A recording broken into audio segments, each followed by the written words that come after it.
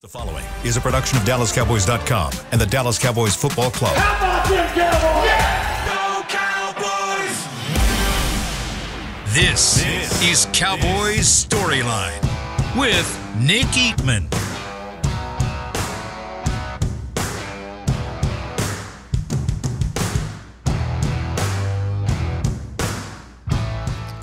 Good morning. It is time for Cowboys Storyline. I am Nick Eatman, and it's Thursday, November the 9th, and we are ready to go. We got the Cowboys and the Giants coming up on Sunday this week. I know there's been a little bit more focus, I think, on this game than I would imagine. I think the Cardinals game has something to do with that. I feel like more fans are asking about this game specifically as opposed to looking backwards or looking ahead at other games. It's just one of those where, you know, I feel like that even though the Cowboys won 40-0 against the Giants the first time around, and the Giants haven't seemed to get any better really, and the Cowboys are, you know, they're kind of plugging along here. You know, they've had some bumps in the road, not at home, and this game's at home, so you would imagine it's going to be worse, but I don't know. I mean, I think it's still going to be one-sided, but I think that you know, we've seen the Cowboys play down to the level of competition at times. They're going to have to really play down in this one, and I think the loss last week against the Eagles and how it happened will probably get them focused. So it should be a lot of fun. See what happens. Cowboys really need to, you know, you can't win. I think they're going to win 5 in a row, but you can't win 5 in a row if you don't win 1. We know that. That's simple math. So, you know, to get to 6-3, this is what they got to do. 888-855-2297. That is the number to call. Also, you can text 817-290-3298. And in that text line today on Twitter, I put out yesterday, I did the random Cowboy of the day. Got some great names, and I tried to read as many as I could. The one that I didn't, I got like two different people said this, and it's probably one of the all-time names in Cowboys history. I mean, does it get better than Kenyon Rambo? I mean, wide receiver, Kenyon Rambo. I love it. He was about 2002. I think they got him from the Raiders. Kind of some weird stories about him and from L.A. and some other players on the team from L.A. Some I think they had some buddies back there that got into some kind of gang fight, and it kind of carried all the way over to the Cowboys back in the day, and they almost had a fight in the locker room. But Kenyon Rambo, one of the coolest dudes, and also really, I won't say a really good player. He was decent, you know. Back in 2002, they didn't have a lot of really good players, but really cool name for sure. But today's topic is not that. Today's topic is just all-time favorite Cowboy. Who's your favorite? Who was your guy? Everybody has a guy. I'll give mine later, but everyone has a guy, and it could changes over the years a little bit as the games go on. But who was your dude? That's what I'm asking for today. So if you call in, you can mention that. We don't have to go too far on it, but I'd love to hear from you guys on that. All right, let's start it off. Phone lines. Brian in Kansas City. Brian, you're first. Hey, good morning, Nick. Good morning. How are you? I'm good, man. I'm good. Well, I'm an old guy, so the person I watched sitting on the floor in my parents' house was Roger Staubach. So I get to be the first caller. I guess I'll set the pace with that's why not? My all-time Cowboy. I love it. He should get a vote or two. So I love that. Roger Staubach. Let's do this.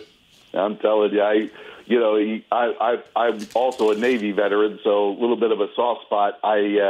I was stationed on the USS John F. Kennedy in 2004, and I don't know why, because I don't know that ship has any tie to Roger Staubach other than he went to the Naval Academy and he was a naval officer. Mm-hmm. But I got to hold a football that was autographed by him and was sitting in the commanding officer's cabin. So did you take it? Did you steal it? No, I didn't steal it. I did get a picture of myself with it, right. though. So, anyway, that's my all-time guy. Right, cool. So for the upcoming week, I don't really have any concerns other than like what you said. We've seen, the Cardinals are 1-7, and we all damn sure know who the one is. Right. We've seen this happen, but for the upcoming couple of weeks, we don't have anybody that scares you. What I'd like your opinion on is, so after that, starting in week 13, we got a bunch of teams that are really 13 to 17, weeks 13 to 17, are all teams that right now have winning records and would be in the playoffs. Nice. And I'm looking at that. So I'll read you the quick, just so everybody can hear it. The order is Seahawks, Eagles, Bills, Dolphins, Lions. I don't know. I think if we go 3-2, I'd be really pleased with that. But that's kind of my guess. That's a murderer's row of good teams in the NFL right now. And I'll hang up and get your opinion, man. I appreciate that. I mean, 3-2 in that stretch is probably not going to be good enough, to do what you want to do for this season. I mean, because for me, I got them winning 5 straight, and then that includes 2 of those, Seattle and Philly. And I just stop it there because that's a good place to stop at 5. You got 5 fingers, just stop. Not saying they can't beat the Bills or the Dolphins or the Lions, but because they can. I mean, and they're probably going to be favored to win, I would say, 2 of those 3 games. Well, I'm not really sure about those road games, but we'll see. Everything changes. That's why it's tough to do this. It's why most people don't go ahead like that, because you never know how things change. You never know. I think here we were Thursday before the Cardinals game, and they thought Trayvon Diggs was going to be having a Pro Bowl season, and then he doesn't play another game. So things change all the time. That's why it's important to go game by game. But I get it for the sake of the show. You're right. That's what makes these things so important. That's why it's easy to focus back to these games and go, cool, you got 5 really tough games in a row. You better win these 3 right here. Giants, Carolina, Washington on Thanksgiving. Win these 3. Get to, what would that be, 8-3? Get to 8-3. As we always quote Bill Parcells, because he had great lines. He was here 4 seasons, but he has all these quotes that we still talk about today. And I remember him saying, nothing happens in football before Thanksgiving. Nothing really. I mean, don't talk to me about big picture until we get to Thanksgiving. Get to Thanksgiving, now it starts getting real. And I think that's what we got to focus on there. So the Cowboys have a chance to really improve themselves, get themselves to 8-3. But it starts with the Giants 6-3. All right, let's go to Dylan in Northport, Florida. Dylan, what's up, man? Hey Nick, how's it going? Good. How are you? Good. Real quick before I get going here, your response to my call from yesterday, you mentioned the journey to Disney. It's actually funny. I'm heading there next week at the end of the week, and metaphorically, man, I understand your point, but. Literally, I'm with you 100% on that one. I got 2 kids in the back seat, 3-hour drive. I wish I could just skip there and go meet the princesses, get some churros. Just get there. But no, it's going to be that spot. It's going to be 21 minutes into the drive when you're going to be asked for the second time if we're almost there. And that's when you're like, okay, we got to figure something out. These iPads or phones better be working or something here. Yeah. They're going to be charging for the next week getting ready. Yeah. Make sure they're plugged in. All-time favorite Cowboys, Romo and Sean Lee. Grew up in that era watching them play. I think they were probably the unluckiest Cowboys maybe to ever play. Sean Lee with injuries. Luke Kuechly was like the premier linebacker during that time, and I think Sean Lee could have been right there with him if he stayed healthy. And then Romo, I don't know if he's underrated or not, but I think he could have been a Hall of Famer if he had 2 or 3 bounces go his way. And everybody talks about that Creighton thing in 2007. Man, there was a play at the end of that game, the second to last play. He threw Creighton wide open in the front pocket of the end zone. Creighton stopped on his route. So. Creighton stopped on his route. That's worse to me than the drop. Creighton 100%. Stopped on his route. He was a fade to the corner. He turned, he stopped, and the ball was there. Then he kept going, and he just missed it. He keeps running all the way. That's a catch. I think it's a catch. I mean, Creighton's not going to drop to it. That's the thing about Creighton had great hands, and that's what sucks about that drop. He was really, really sure-handed. It's unfortunate that play happened, but he's not dropping that one. That one's put right in the breadbasket that would have been a touchdown, and they go to the NFC Championship, and who knows. But yep. Yeah. Yeah, it's crazy how those things can change the trajectory of a whole career and the discussion and all everything, that. Everything. Yep, for sure. I guess just a couple points, and I got a question for you. Tyron Smith, don't practice him the rest of the season if he's going to play like he did last week. That was the best game we've seen from him in God knows how long. I know you mentioned yesterday the continuation of the O-line and them practicing and all that is important. But, man, if we get that Tyron for the rest of the season, just sit him every week. He's a gamer. He absolutely is, man. Yeah. Terrence Steele made the investment in that guy, so let's continue to make the investment in him. Don't bench him. Get him some help if he's struggling. He's coming back from the ACL. If it gets to a point where Dak's health is in question, where he might be getting hurt because he's getting hit, make a determination at that point. But, I mean, let's just keep him going. He played well to start the season, kind of on a downhill turn right now, but let's see if he can get back to how he started. And then question for you, obviously we got to get the ground game going, and for whatever reason we love running Pollard up the AB gap kind of over and over and over. It's not working. Obviously O-line's not great at run blocking right now, but there's also times on the film too where there is a lane and he's not taking it, he's missing it. So what would you do to get that rolling? Running game going. Thanks for the call, Dylan. The Terrence, I'm not benching Terrence Steele at all. I mean, like let's see what happens, these next few games. I mean, Eagles have made a lot of, offensive linemen look like they're having a bad day or and I think that's what happened there. Now, say this about the Giants, Thibodeau's got 8.5 sacks this year. I mean, he's got some sacks. I mean, he's got more than Micah Parsons. So they have some players that he's a guy that was a high draft pick, and he seems like he's doing well. So this is going to be a challenge for either Tyron and or Terrence Steele, depending on where they line him up. I would imagine, based off of just looking at film from last week, any pass rusher is going to be like, I'll go this side. I don't want any part of this Tyron Smith side. But not really sure how the Giants rush their guys and all that. I'm sure Brian Broaddus is going to tell us that today on Cowboys Break, because I think today is when he breaks down the Giants' defense and how they line up and stuff.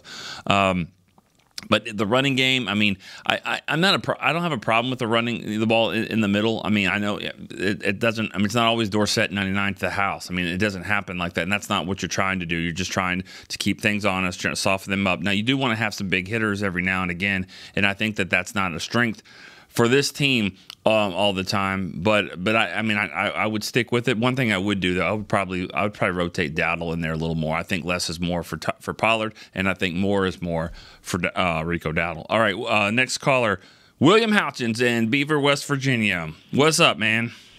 Nick, how we doing? Good, man. My guy. You're one of the OGs. That's right. Proud of it, too, sir. I love the show. Thank you. My favorite all-time Cowboy would be a tie between Roger Staubach and Harvey Martin. Okay.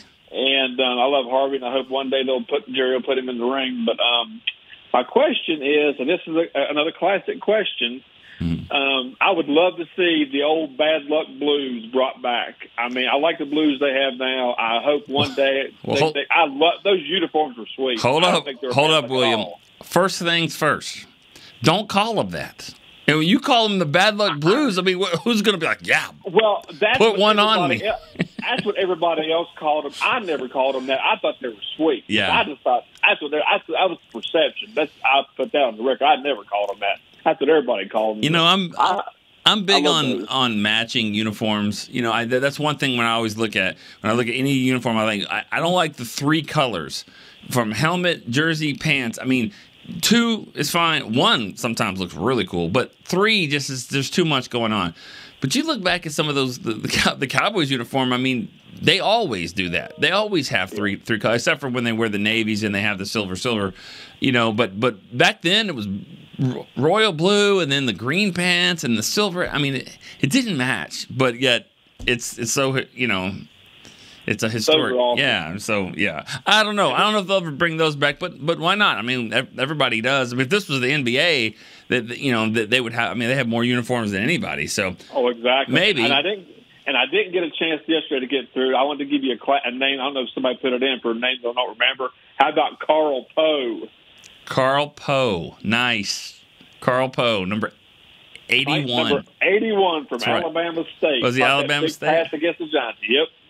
In the 85 Giants game, I think he had a big. Yes. That was a great. That game was remembered for me when Jim Jeffcoat caught a tipped ball for a touchdown. But I think you're right. Yep. I think Carl Poe did have a couple of plays there in the second half. They were trying to win. They won the NFC East that day against the Giants. Sir.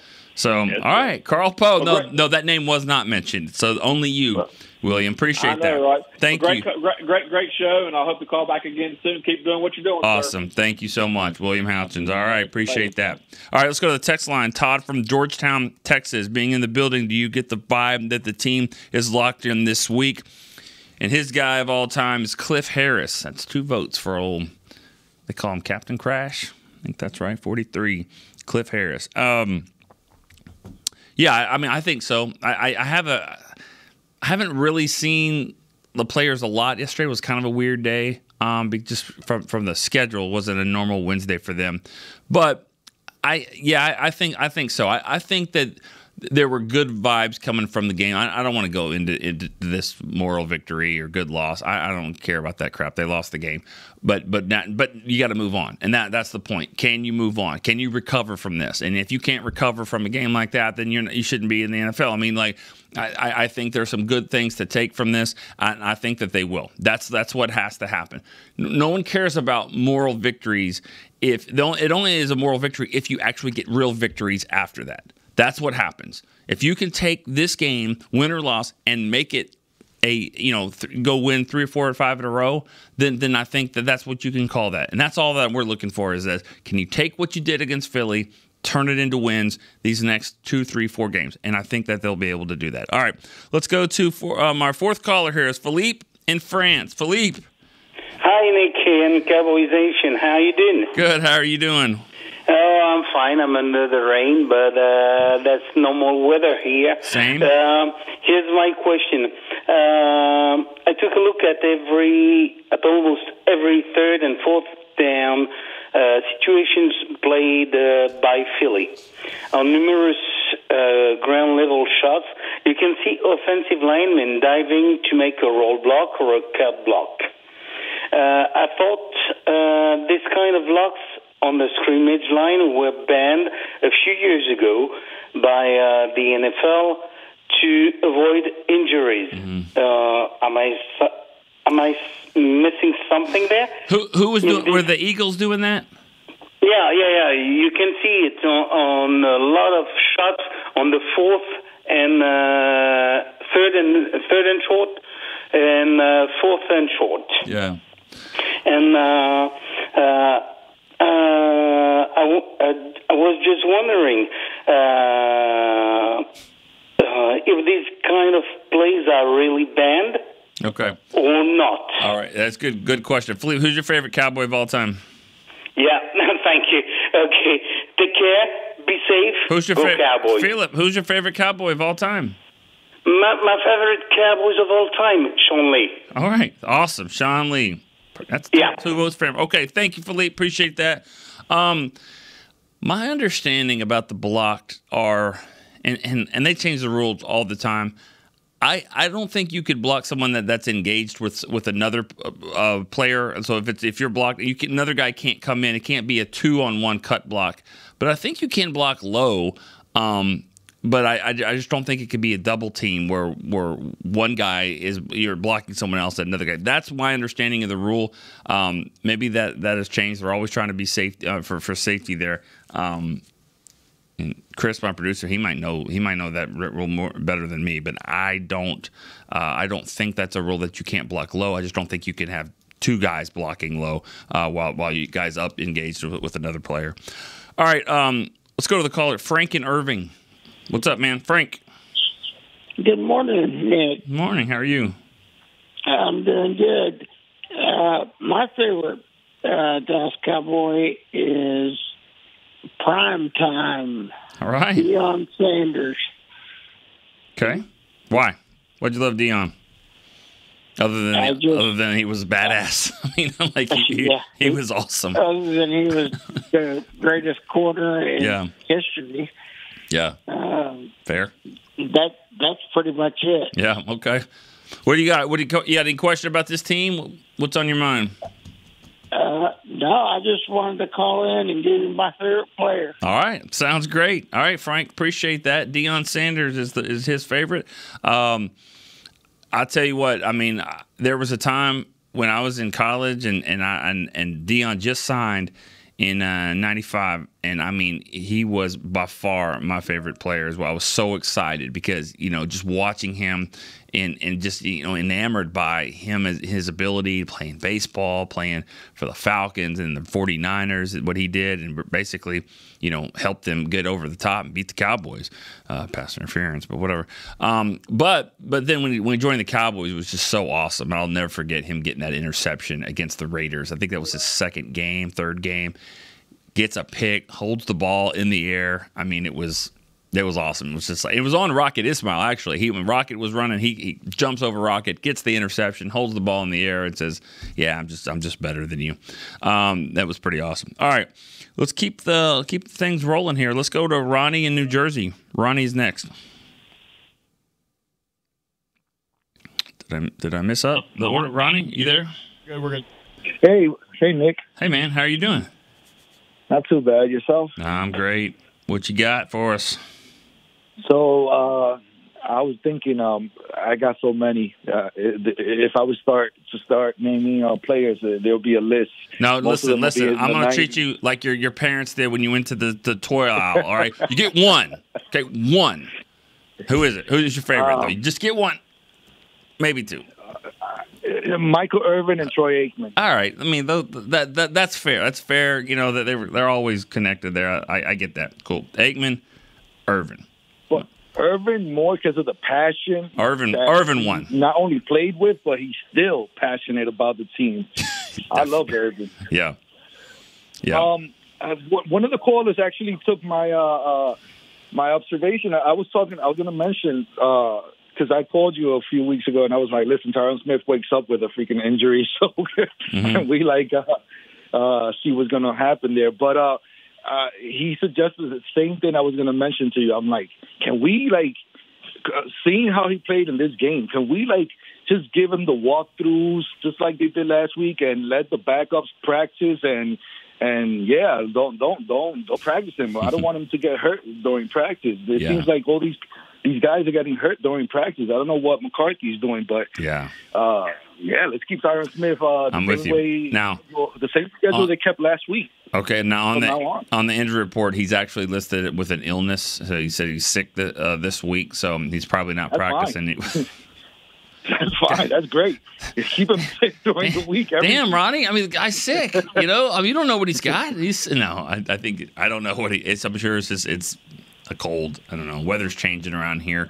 Not that we're talking weather, but it does affect sinuses, colds, all that. I think he'll be fine. Just Z-pack him up and he'll be ready to go. I think he'll be great. He'll be great during the game. He's great. I mean, he was knocking guys down. He was pretty awesome. That defensive line. He was pancaking guys. He had them on the ground almost all game long. I was like, wow. I saw a highlight package on Twitter X, whatever.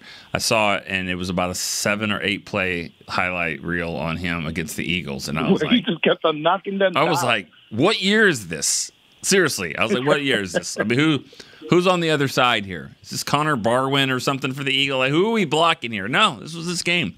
He was turning back the clock. And that's, to be fair, Tyron, that's how he plays. I mean, yes, he gets injured and he misses some games and all that, but when he's out there playing, he is playing well. He plays at a high level, okay? He's going to, just line him up for the gold jacket. I don't know what his size will be, but line him up. He needs one. All right, Ronnie, anything else? Nick, I just wanted to say, but now I do disagree with what you and a couple of callers did say about Steele. I mean, I get it. He has to play through some injuries, but if he's not getting the help and if he's playing that way, and last week wasn't the only week where he had a bad game. He's had a few bad games. It could be a liability where right now Prescott is on fire. We don't want Prescott getting hit over and over. If he keeps on getting hit over and over from the right side, we gotta find something out. We gotta find a solution. Well, I agree, and I do think. That's all. Okay, I agree. I mean, I think what I said was he can't be a liability. I mean, no offensive lineman can be a liability. So if it continues to happen, I don't think he's had a lot of bad games. I think he's had some bad plays, and I think that when you give a guy a contract like that, now you start to look at the negative plays a little bit more. It's happened over and over and over. It always happens. Okay, guys get evaluated a little different now, and rightfully so. So I think we're looking at that a little bit more, expecting greatness all the time. Doesn't always happen, and this isn't the year to have consistent greatness out of him. But they know what they like out of Terrence Steele. He's got the right mindset. He's going to be fine. I firmly believe that, so I wouldn't worry about that. Let's get to some text message questions before we go to break. Jamie Marino in Pflugerville, Texas. He says if Bell is banged up, who moves in at linebacker? His favorite player is Bill Bates. Well, the thing about that, I mean, if he moves in there, I think they would probably just play a different type of style. You might see like Mokwamu do some things like that. Wanye Thomas, maybe not to the same level that Bell's done it, but there's different ways you can play these safeties in there. Jaron Kearse and all that, and maybe Kearse slides down a little bit and do some things. Not to the same level as Bell, who's been really good there, but they got a lot of guys they can throw into that mix. Bill Bates. Yeah, he was pretty awesome as well. Another text question. Richard in Ohio says, I think Cooks goes off this week. That'd be nice. Be great to have that happen. His favorite player of all time, Danny White. Love it. And then Doug in Florida, his favorite player, Daryl Moose Johnston. Love the show. Appreciate that, Doug. All right, let's go to break real quick. Actually, stop, Chris. Hold on. Ali in Florida. Let's go to Ali in Florida. Let's clear the phone lines before we go to break. So, Ali in Florida, what's up? Good morning, Mr. Eatman. Good morning. How are you doing? You got trivia for me today? Yes, absolutely. Oh, man. Uh-oh. I have a better one. Okay. I'm a travel photographer. I photograph all over the world. Okay. Recently, I was in Japan. Okay. And one thing that pisses me off is losing to Eagles or 49ers. Okay. So I said to myself, they're getting so arrogant. They got 2 inches. They do that push, yard. Not recently, as far as almost 2 yards. Then so I thought it's so arrogant. So I was in this event. It's a guy named Yamamoto Yama. He's 584 pounds. And then there's another guy is Kuni Shiki. That is 633 pounds. They call him a dump truck. I thought for December 10th, maybe you can talk to Jones' family. They bring him in for a scouting and just sign him up for that weekend and give him 50 Philly cheesesteak. And when the Eagle come up push, and put him right there with Mazzy and Hankin and knock him out of the butt. Okay, so you a sumo wrestler? Is that what I heard you say? Yeah. Okay. So we're bringing a sumo wrestler in to stop the tush push. Okay, perfect. Everybody, hey, I say it all the time. If you can't stop something, at least when you call in, don't complain. Give me a solution. Your solution is sign a sumo wrestler and play him at defensive tackle. Exactly. Can he wear a jersey? I mean, are we putting him in a uniform, please? I mean, can he? I mean, he actually could be in a uniform, right? Yeah, Nick. I mean, both of them. They can cover up the whole. What would his number be? Like 166? I mean, like what would the number be on that? I would put 000. You know.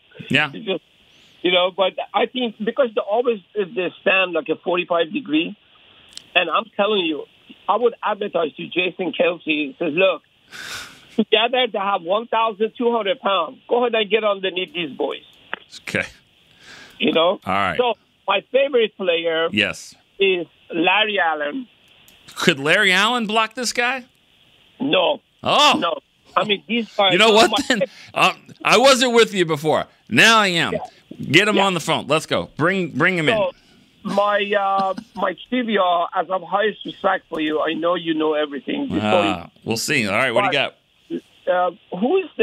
Which NFL team never traded with Cowboys, and they hate to trade with Cowboys? I've been working on something here for the off season on all-time trades with every team, and I'm pretty sure the Cowboys have made a trade with every team. I'll double check it. I respect your opinion, but I think it's the Bengals. Okay. Bengals. Double check. I could be wrong. All right. So it's a bad blood there. Is there? I mean, That's what I was told. Okay. I don't know. I feel like they've made a trade with every team. We'll figure that out. Someone always steals the media guide in here when I'm looking for it. Cool. All right. Thanks for the call, Ali. Good stuff. Good. Thank you very much. All right. Bye. Sign a sumo wrestler to stop the tush push. Think about that. We're going to go to break here on Cowboys Storyline. Todd thought it would be secure to jog in the cheetah savanna. Todd believed the big cat repellent he bought online was reliable. And now, Todd is trying to be faster than this cheetah that can run 80 miles per hour. But the good news is, Todd has AT&T 5G that is fast, reliable, and secure. And he learned the best thing to do is stop running and toss her the backpack with the beef stew. AT&T 5G. Fast, reliable, secure. It's not complicated. 5G requires compatible plan and device. 5G may not be available in your area. See att.com/5G for you for details. Cowboys fans, after that move, we've just coined the term Rowdy Replay. Let's roll back the tape. Okay, there's our mascot Rowdy cheering on the boys. And now he's on his phone, on his Bank of America mobile banking app? Staying on top of his finances with his virtual financial assistant, Erica. Bank of America's digital tools are so impressive. Cowboys fans just can't stop banking. Learn more at bankofamerica.com/can't-stop-banking. Erica is only available in the English language. You must download the latest version of the mobile banking app, only available on select mobile devices. Message and data rates may apply. Member FDIC. Welcome back into Dear Doctor, the show where I answer life's questions with an ice-cold can of Dr. Pepper. Sheila, let's hear from our next caller, would you? Dear Doctor, my friend supported me during a tough time, but what's the right gift that says, thanks for being a shoulder to cry on? Okay, this one's easy. I say give her a delicious Dr. Pepper.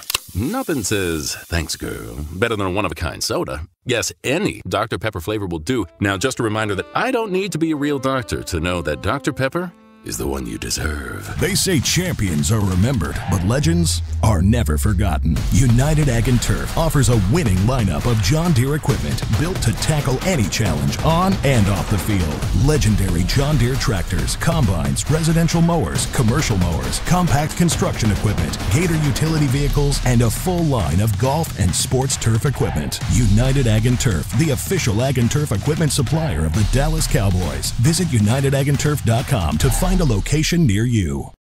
Back to Cowboys Storyline. All right, welcome back to Cowboys Storyline. Got about 20 more minutes to go, maybe 18. We got Cowboys break coming up here at 11. But got some interesting calls so far. And it's funny, the last caller with a trivia question, which team did the Cowboys never made a trade with? I really thought they had made a trade with every team. And I go to the media guide here. I didn't even turn the page. I mean, it's just sitting right here. I've never turned anything. The first thing I see was 2019. The Cowboys made a trade in the 4th round with Cincinnati for a 5th and a 6th.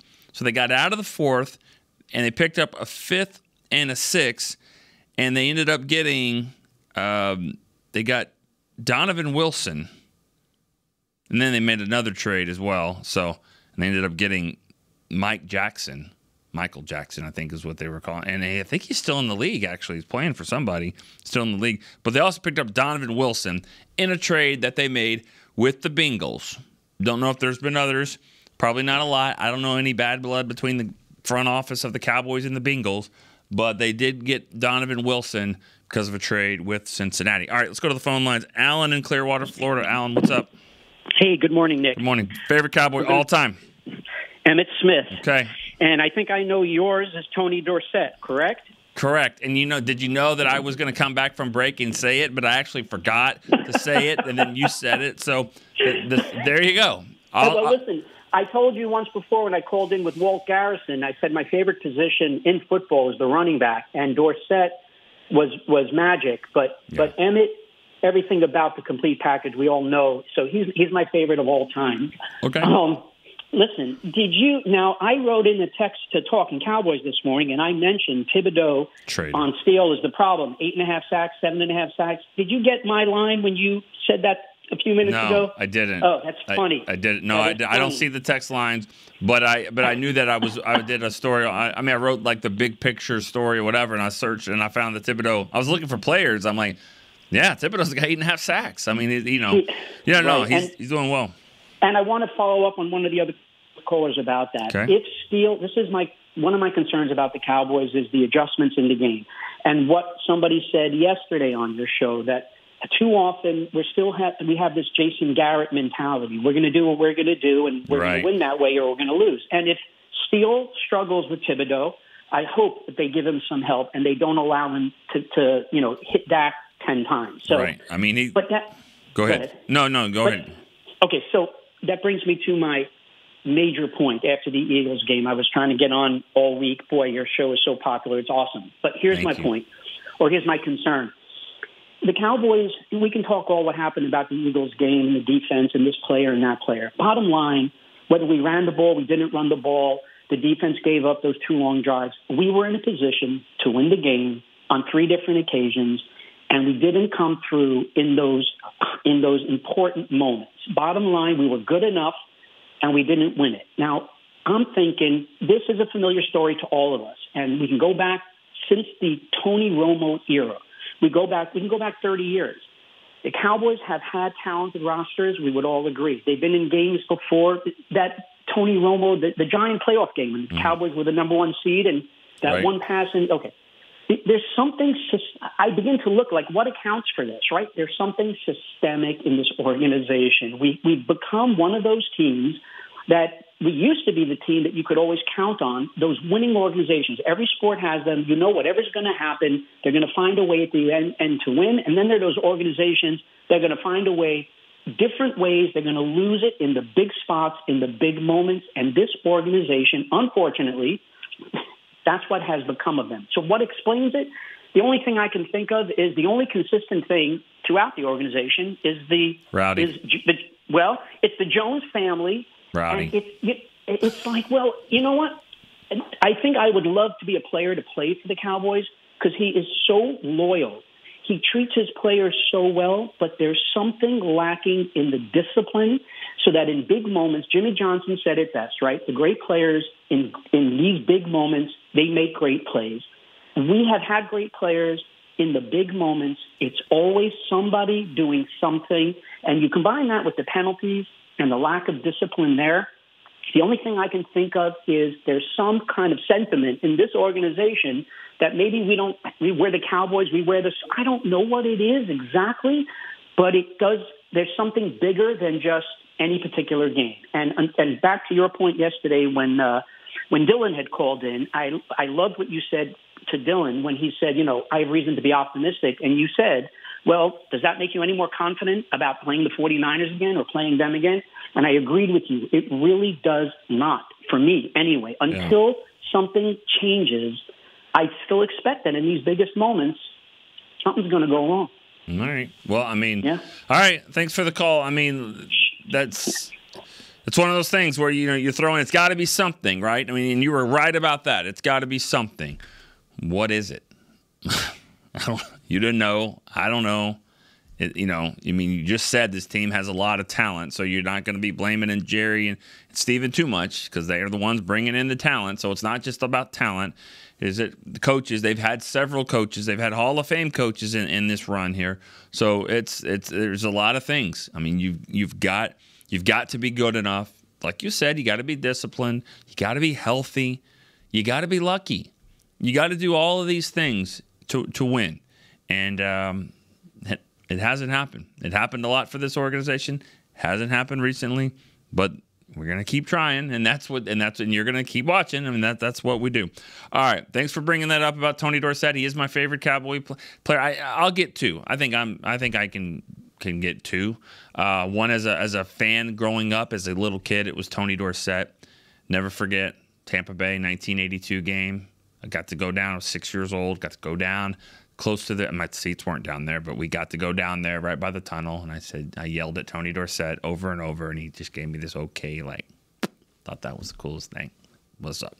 But my favorite player to cover since I've been working for the Cowboys, of course, everyone knows Darren Woodson. I think he's the best. And speaking of, we got to get Woody back over here. It's been a while. We need to get Woody. I'm going to call him, see if he'll come join us and chat a little football before it gets too crazy. All right, go ahead. Eric in North Carolina. Eric, you're up. What's up, Nicky? How's it going, my man? Good, man. How are you? Good, man. I had to answer this question today, man. Emmitt Smith, without a doubt, is definitely my favorite player with Darren Woodson right there. But Emmitt Smith, without a question, is my favorite Dallas Cowboy of all time. Growing up watching him, a young boy, watching his resilience, watching his ability to just keep fighting. That playoff, that basically wasn't that NFC East Championship game, that's what you can call it, against the Giants, where he messed up his shoulder and put the team on the other shoulder and ran us home to a victory. That really showed you what he was about. It taught me as a young kid to never give up, to never make excuses for anything you got going on, but to just keep fighting, and good things will always happen for you. And he's just been a model Cowboy, as far as I'm concerned. He's really one of my top 3 athletes of all time, up there with Kobe and other names like Derek Jeter in my eyes, just because of what he represented for this organization, man. And I'll say this about Emmitt, and I'm sure you have another point, but I'll say this. There's always that Emmitt-Barry Sanders debate and, who was better, Walter Payton, all that. But I'll say this, and everyone always says, well, look at the line that Emmitt had. Great. And one of them is a colleague here, Nate Newton, and they were outstanding. But I'll say this. They didn't win without Emmitt. Go look at the records. When Emmitt got hurt, they didn't win games. He couldn't win. He could not win. So whoever it was, that line was great. But Derek Lassick wasn't throwing, and they didn't have straight these great backups and all that. But all I know is this: they could win without Aikman. There was times they had to win without Aikman, Berline, all that. But they didn't win without Aikman. So Emmitt, I agree with you. And I just want to say this before I hang up. Yeah, you can have the accolades, you can have the physical abilities and talent, but they don't always have that heart in their chest like guys like him, Kobe, Derek Jeter, and Tiger Woods. That's what sets apart athletes like them from other guys. It's the heart. It's the heart. He wasn't the fastest. He wasn't the most quickest and agile, but he had a heart in his chest that was like a lion or a bear. And if you to have that, you couldn't match Emmitt Smith, in my opinion. No. I don't care what you did on the field with the stats. And I'm gonna leave it at that. Cowboys for life. Dallas Cowboys 37-7 this weekend. All right. Thank you. Thanks for the call. 37-7 prediction. I wish you would have said that like 30 seconds ago when this tour was coming by. I got some Steeler fan and a Giants guy had a Giant shirt on, like under his coat. He was kind of like the Giants, So like, cool, they have a fan. But most of them were Cowboy fans. I agree with you 100% on Emmitt though. Emmitt was the man. I got I threw it out on Twitter and I got a ton here. I also have some questions here on the text line. Here's one coming in. That's way too long. I'm not reading that one. Run out of time. Josh Rodriguez, who will be on the show on Friday on Talking Cowboys. His favorite player is Antonio Ramiro Romo. So, Tony Romo. That's his favorite. Cool. He can talk about that on Talking Cowboys tomorrow. Let's see. Brian in Salt Lake. He said, we hate losing to the Eagles. Honestly, I left the game feeling like the wheels are finally turning in the right direction since the bye. Interesting. Not worried about all the steal stuff. He's a better run blocker than pass. Who do you think needs to be the second half MVP to roll into the playoffs and possibly make a run? His choices are Tyron Smith and Brandon Cooks. I think they would be great. I don't know about the most valuable. I think. Let's don't sugarcoat it here. It needs to be Dak. If Dak is the MVP of this team on offense, if Dak's the MVP, then all these other things will fall into play. Dak needs to be the MVP. He's the quarterback. He needs to be playing like an MVP type guy. If he is doing that, this team will be in great shape heading into the playoffs. All right. And that question, that was from Bryson in Salt Lake. All right. Next caller, Al in Merkel, Texas. Hey, Nick. How's it going? Good. How are you, man? I'm doing all right. It's raining out here in West Texas, so every time it rains, I'm in a good mood. Okay. You got grass? All right. Trying to grow? I got 3. No, just we needed to drink. All right. If our lakes run dry. All right. Hey, I got 3 things real quick. All right. First one is, when are we going to play golf together? All right. Well, whenever you got 8 hours to kill, because I haven't played in like 2 years, so the ball's going to go all over the place. Someone's backyard. Hey. Yeah. And you know what the best place to play, of course, is Cowboys Golf Course, right? It's not bad. The problem about the Cowboys, very few problems. It's an absolute beautiful golf course. Number 4 hole is my favorite hole of all time. It's unbelievable, but it is beautiful. It's narrow. It's there. It's not very forgiving for someone that's I'll hit it in the fairway, but it won't be the right one. It'll be as my man Chris says, it's wrong driveway. So. Hey, go ahead. Short short grass. Okay. Yeah. The second is a little bit of trivia. You'll probably nail this out of the park. But, okay, remember the Cowboys drafted an Olympian, Bullet Bob Hayes, right? Everybody knows that. Right. The Cowboys drafted another Olympian. He never played for the Cowboys, but they drafted another Olympian. Do you know who that is? Mary Lou Retton? No. No. I'm kidding. No. Carl Lewis, 1984. Very good. Carl very good. Lewis. Yes, and he was mentioned by somebody just the other day as all-time Cowboy. You're right, he never played. But that was that whole thing, like, why not? Let's just throw stuff out there. I mean, let's Exactly. See what sticks. Okay, and then the last one, I'm not sure. I kind of read you as this. Are you a conspiracy theorist? You can twist my arm on some things. Why? What do you got? Okay.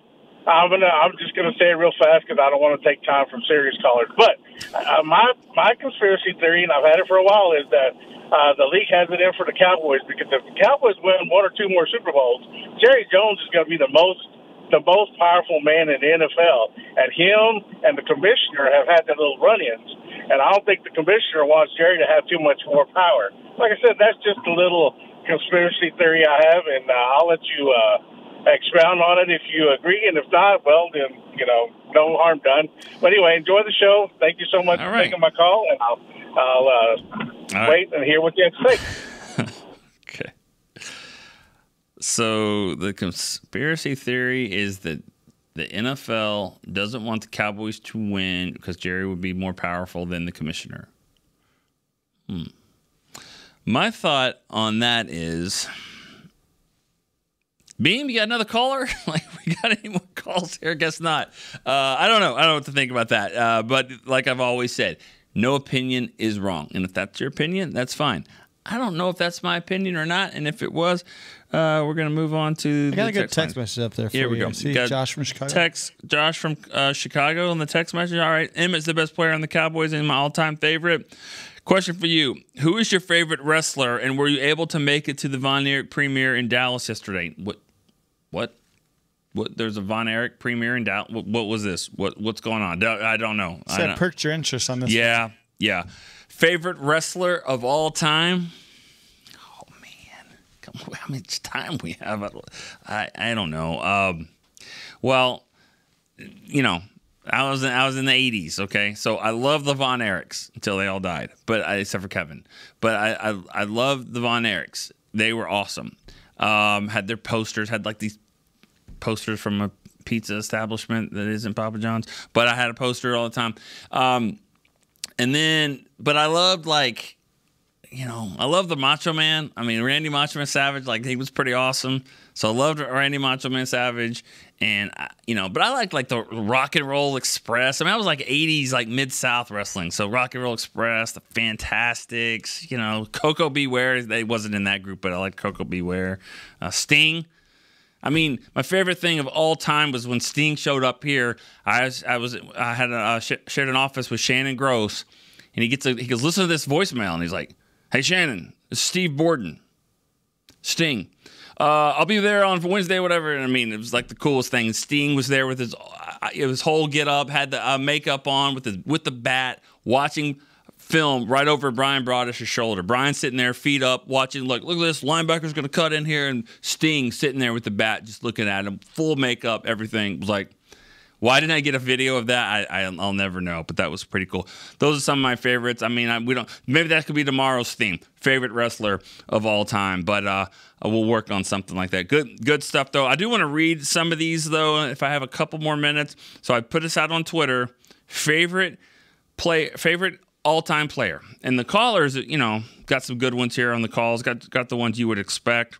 Let me read some of these others, though. Darren Woodson, Roy Williams, the safety before Kelly, the Destiny's Child, broke his heart. Okay, cool. Roger Staubach, Troy Aikman, Tony Romo, Tony Tolbert. Nice. Just Nate Newton sitting in that? That's awesome. Tony Tolbert, Tony Romo, Roy Williams, Chuck Howley, Drew Pearson, Dat Wynn, definitely Michael Irvin, Daryl Johnston, Emmett Smith, Jason Witten, Preston Pearson. Okay, that's a good one there. Tony Dorsett, Roger Staubach, Robert Newhouse, Bill Bates, Darren Woodson, Emmett Smith, Larry Allen, Tony Dorsett, Tony Romo, the playmaker, Michael Irvin, Daryl Johnston, Thank you for also showing a moose, not just saying 48, but showing a moose.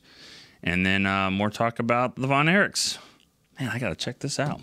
Yeah, love the Von Erichs. But, yeah, that'll be a question for another day. Maybe so what wrestler, your favorite wrestler, and tie it into a Cowboy player or what? We'll do something like that and figure it out. But, yeah, you could tell how old I am. I mean, the newer guys, yeah, I mean, The Rock, all that. I mean, he's awesome. I don't even know some of the other guys. I did go to WrestleMania, but I don't know some of the other ones. But, yeah, my wheelhouse of wrestling was like in the 80s, guys like that. So, Kerry Von Erich, Kevin, Junkyard Dog, Kabuki.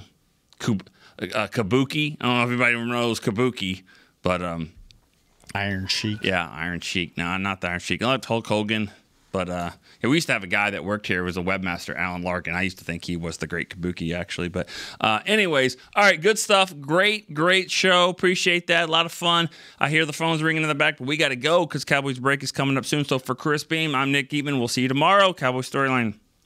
This has been a production of DallasCowboys.com and the Dallas Cowboys Football Club. How about this, Cowboys? Yeah!